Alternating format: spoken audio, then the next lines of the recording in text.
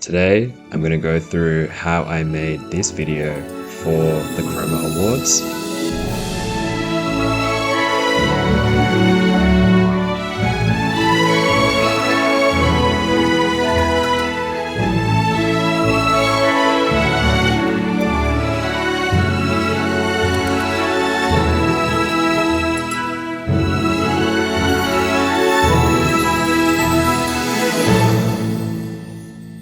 So this is the life of Rain.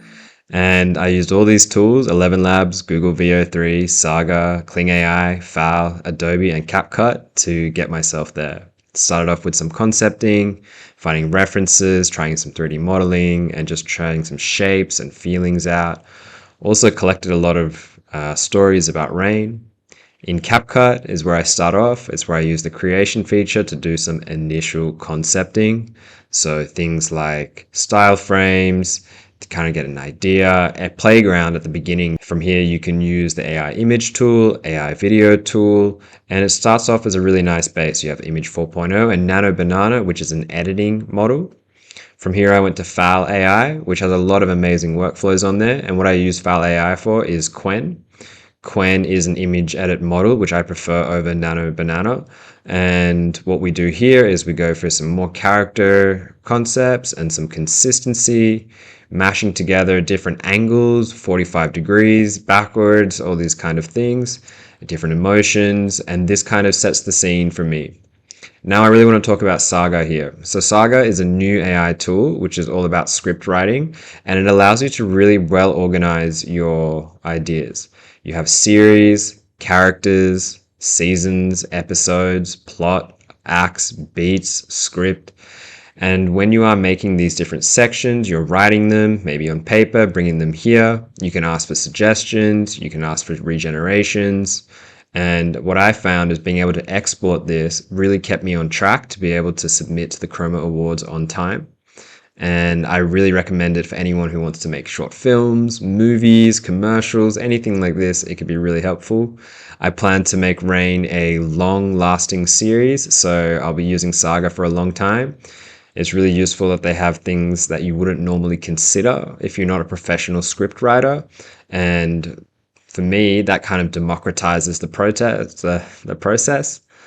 And what I like to see inside Saga is all these beats that you can add. You can create your own. There's a lot of flexibility.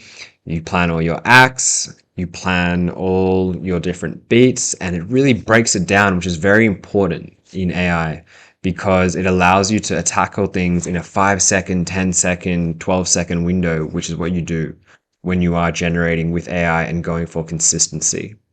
The scripts look beautiful. You can rewrite certain sections. Here I'm just going to try and rewrite a beginning part of the script just to show you. And this can help you to change your writing, but at the end of the day, human writing is still probably better.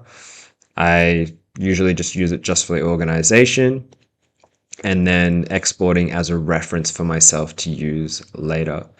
Definitely my favorite new tool that I discovered while I was doing the Chroma Awards, and it's definitely something I'm going to be keeping for a long time. You can generate storyboards too, but I generally go out to another software or another website to do that. Here's an example of the script that I got at the end of it, and this is something I could send my friends, get feedback from, and really just kind of take it off the computer and do some reading as well. So now I want to talk about ElevenLabs, which are an absolutely amazing tool and studio. Now you have all these voices and they have added way more features than what they had just a week ago. So we have text to speech in here, choosing your different narrators. You can generate sound effects. Here I've done things like jolts of lightning, soft ominous hits, crackling electricity, heavy rain, the sound of a toilet flushing. It's just really all possible here. What's really exciting is the image and video kind of aggregation which they have, where you can use models such as Google Veo 3.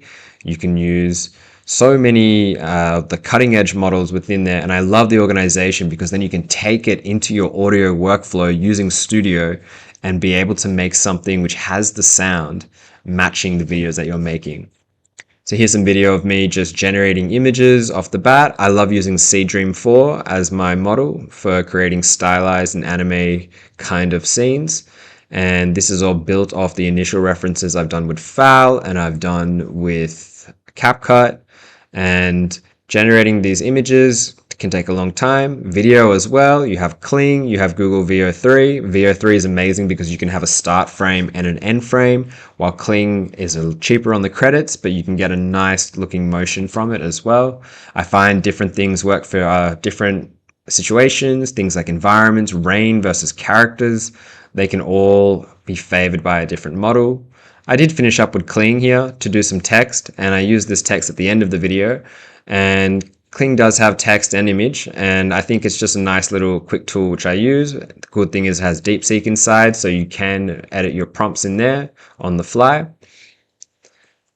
And just to pull it all together, here's an example of Photoshop where I compiled all my character references, and I've done this for every single character, every single living room, every single outdoor scene. And on top of that, you can see the Adobe Premiere comping it finally at the end. So that's how I ended up with The Life of Rain. And this took me about a week, and it's been an absolute pleasure to submit this, and I hope that you can make something too.